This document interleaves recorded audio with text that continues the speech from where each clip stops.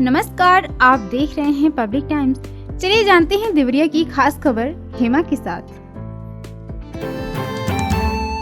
राष्ट्रीय कुष्ठ उन्मूलन कार्यक्रम के तहत स्पर्श कुष्ठ जागरूकता अभियान का शुभारंभ जिलाधिकारी अखंड प्रताप सिंह ने मंगलवार को सीएमओ कार्यालय परिसर से किया। इस दौरान जिलाधिकारी ने चिकित्सा अधिकारियों सहित स्वास्थ्य कर्मियों को जागरूकता अभियान की सफलता के लिए शपथ भी दिलाया। उन्होंने कुष्ठ रोगियों को ADL kit, self care kit, MCR चप्पल सहित कंबल और मिठाई वितरित किया। जिलाधिकारी ने कार्यक्रम को संबोधित करते हुए कहा कि जिले में आज से 13 फरवरी तक स्पर्श कुष्ठ जागरूकता अभियान चलाया जाएगा। अभियान के दौरान स्वास्थ्य कर्मी घर घर जाकर कुष्ठ रोग के प्रति हो रहे भेदभाव, अंधविश्वास और अज्ञानता को दूर करेंगे। उन्होंने कहा कि कुष्ठ रोग बैक्टीरिया से होने वाली बीमारी है जो उपचार से बिल्कुल ठीक हो जाता है।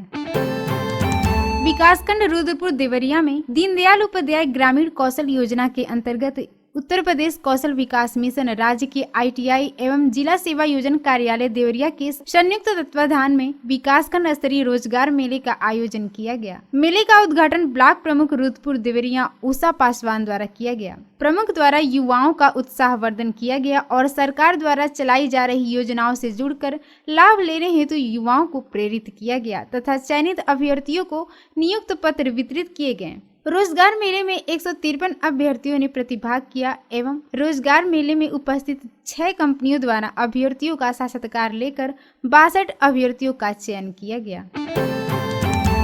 एक गर्भवती महिला को ससुरालियों ने दहेज के लिए मारपीट कर घर से निकाल दिया। वह रुद्रपुर क्षेत्र स्थित मायके में है। पीड़ित की तहरीर पर पुलिस ने ससुराल पक्ष से 3 लोगों पर मारपीट और दहेज उत्पीड़न का केस दर्ज किया है। घटना गोरखपुर जिले के झंगा थाना क्षेत्र के निबही गांव की है। सविता निषाद ने पुलिस को दिए तहरीर में बताया है कि उसकी शादी निबही गांव के राहुल निषाद से हुई है। उसे एक 3 साल का बेटा है। वह 4 माह की गर्भवती भी है। दहेज के लिए ससुराली उसे अक्सर प्रताड़ित करते रहते हैं। 23 जनवरी को ससुरालियों ने उसे पीटकर घर से निकाल दिया। गर्भवती महिला की पेट में चोट आई है, उसका उपचार कराया गया है। वह अपने मायके रुद्रपुर कोतवाली क्षेत्र के भालीचौर गांव में रह रही है। ससुर कोमल निवासी निबही झंगा थाना क्षेत्र गोरखपुर के खिलाफ अभियोग पंजीकृत किया गया है। प्रभारी निरीक्षक रतन कुमार पांडे ने बताया है कि तहरीर के आधार पर केस पंजीकृत कर लिया गया है। पुलिस मामले की जांच कर रही है। पशुधन प्रसार अधिकारी निशाकांत तिवारी ने सोमवार को बताया कि राज्य सरकार ने कुक्कुट पालन योजना के तहत मुर्गी पालन व्यवसाय को बढ़ाने हेतु कुक्कुट विकास नीति लागू की है। कुक्कुट विकास नीति 2022 के तहत 10,000, 30,000 और 60,000 पक्षी क्षमता की कमर्शियल लेयर की स्थापना की जाएगी। लाभार्थी को बैंक से प्राप्त ऋण पर 60 माह तक 7% ब्याज की प्रतिपूर्ति सरकार द्वारा की जाएगी। भूमि की खरीद, किराया पर लगने वाले स्टाम्प शुल्क पर 100% छूट मिलेगी। 10 साल तक बिजली बिल में भी प्रतिपूर्ति मिलेगी। इसके लिए मुख्य चिकित्सा अधिकारी कार्यालय से कार्य कराए जाएंगे। बरहज क्षेत्र के कपरवार गांव के हरिश्चंद की हार्ट अटैक से मौत हो गई। वह पुत्र श्री राम को विदेश भेजने के लिए कर्ज लेकर एक एजेंट को रुपए दिए थे।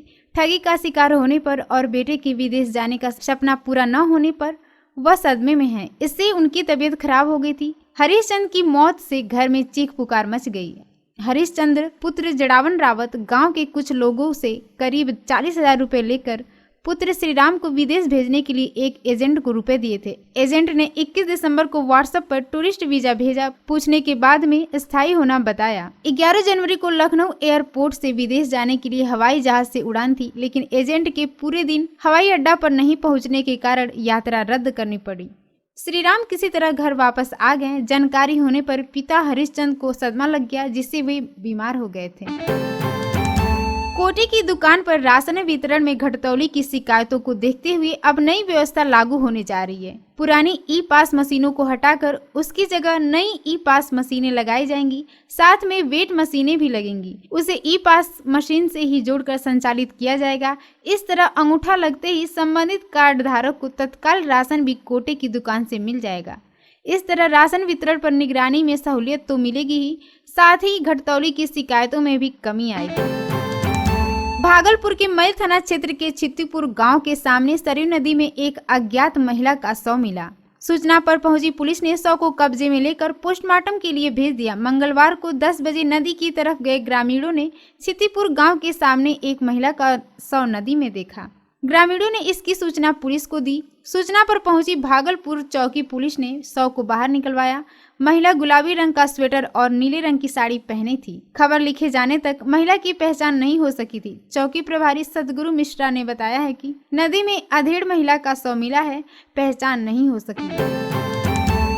रुद्रपुर थाना क्षेत्र के माहीगंज गांव के खरो टोला निवासी बाबूराम की 16 वर्षीय बेटी अंजलि की मंगलवार की देर शाम तबीयत बिगड़ गई। परिजन उसे आनन फानन लेकर सीएससी पहुंचे। डॉक्टर ने स्थिति गंभीर देखकर मेडिकल कॉलेज देवरिया रेफर कर दिया। एम्बुलेंस के आने के पहले ही किशोरी की मौत हो गई। अस्पताल कर्मी ने किशोरी की मौत की सूचना पुलिस को दी। पुलिस के आने की खबर पर परिवार वाले अस्पताल से शव को लेकर चले गए। डॉक्टर के अनुसार किशोरी ने जहरीला पदार्थ खाया था। उसकी जेब से अनाज में रखने वाली दवा मिली। प्रभारी निरीक्षक रतन पांडे ने बताया है कि किशोरी की मौत की सूचना मिली है। परिजन अस्पताल से शव लेकर चले गए। घटना का कारण पता नहीं चल सका है। पुलिस जांच कर रही है। रामपुर कारखाना क्षेत्र के हरपुर बिंदवलिया गांव निवासी छात्र भान निषाद की यहां लड़की की शादी थी। अप्रैल महीने में होने वाली शादी के लिए पूरा परिवार एक एक सामान जुटा रहा था। धीरे धीरे परिजनों ने शादी में बिटिया को उपहार देने के लिए cooler, fridge, washing machine, LED TV, sari, कपड़ा, जेवर आदि सामान जुटा लिया था। सोमवार की शाम पड़ोसी के मृत्यु भोज में सभी परिजन गए थे। इस दौरान घर में शॉर्ट सर्किट से आग लग गई। घटना में घर में रखा सारा सामान और करीब 2,90,000 रुपए नगद, सूटकेस, मोबाइल समेत काफी मात्रा में कीमती सामान जलकर राख हो गया। ग्रामीणों ने कड़ी मशक्कत के बाद आग पर काबू पाया, लेकिन तब तक छात्र भान का सब कुछ जलकर खाक हो गया। पाई पाई जोड़कर बिटिया की शादी के लिए जुटा कर रखा सामान जलकर राख हो गया। पूरा परिवार घर में ताला बंद कर पड़ोसी के ब्रह्म भोज में शामिल होने गया था। शॉर्ट सर्किट से लगी आग की घटना रामपुर कारखाना हरपुर गाँव में घट गई। मौके पर पहुंचे क्षेत्रीय विधायक सुरेंद्र चौरसिया ने पीड़ित परिवार को सांत्वना दिया। देसी देवरिया विकास खंड के कौला छापर गांव से एक अजीबोगरीब मामला प्रकाश में आया है। गांव की रहने वाली 74 वर्षीय जैतून निसाब पत्नी स्वर्गीय मुर्तुजा शेख जिंदा हैं। वर्ष 2021 में तत्कालीन सचिव ने बिना जांच पड़ताल किए ही उन्हें मृत घोषित कर दिया था। वह अपने पेंशन के लिए ब्लॉक मुख्यालय से लेकर जिला मुख्यालय तक चक्कर लगाती रहीं।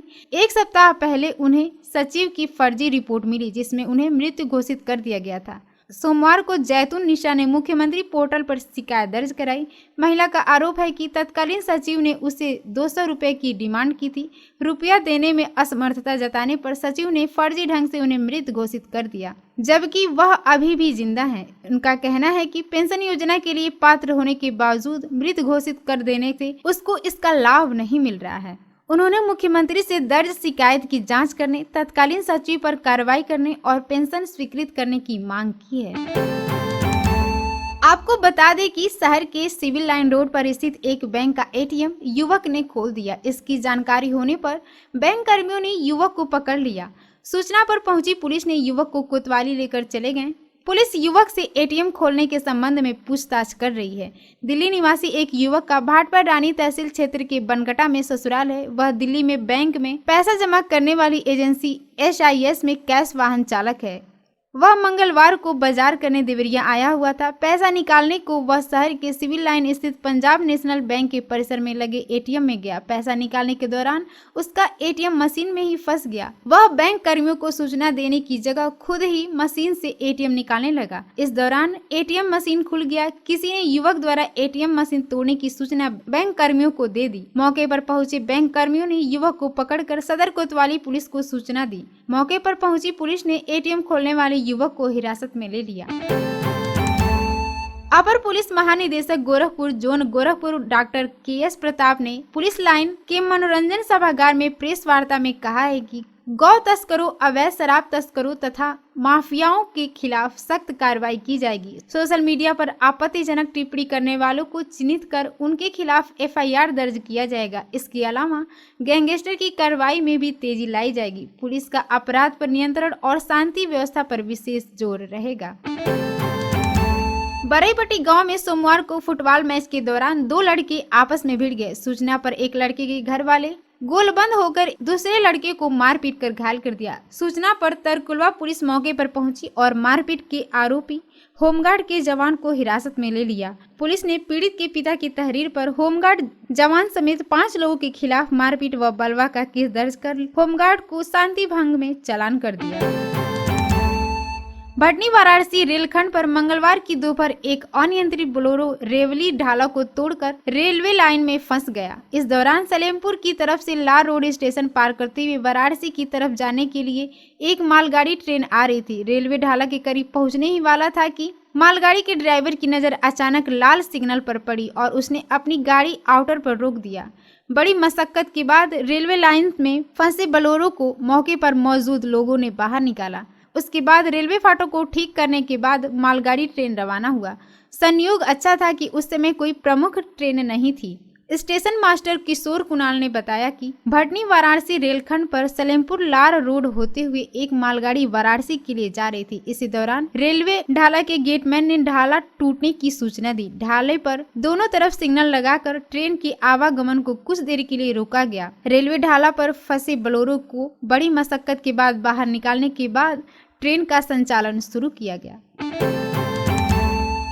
आपको बताते चले कि बसंतकालीन गन्ना बुआई के लिए बैतालपुर गन्ना समिति एवं गन्ना किसान संस्थान पिपराइच द्वारा कंचनपुर में किसान गोष्ठी का आयोजन किया गया। इसमें अधिक उपज देने वाली प्रजाति को ट्रेंच विधि से बुवाई करने की किसानों को सलाह दी गई। गन्ना किसान संस्थान के सहायक निदेशक ओम प्रकाश गुप्त ने बताया है कि गन्ने की अधिक उपज लेने को ट्रेन की विधि से 0118 13235 14201 13235 की बुआई करें। अधिक उपज लेने के प्याज, भिंडी, कद्दू आदि की बुआई कर सकते हैं। ज्येष्ठ गन्ना निरीक्षक बैतालपुर के अनुज कुमार ने बताया है कि बीज वितरण पर किसानों को अनुदान किया जाता है। इसके लिए किसान अपने क्षेत्र के पर्यवेक्षकों से संपर्क कर सकते हैं। गन्ना संस्थान सेवरही के वैज्ञानिक बच्चा राव ने किसानों को ट्रेंच विधि से गन्ना बोने की जानकारी दी।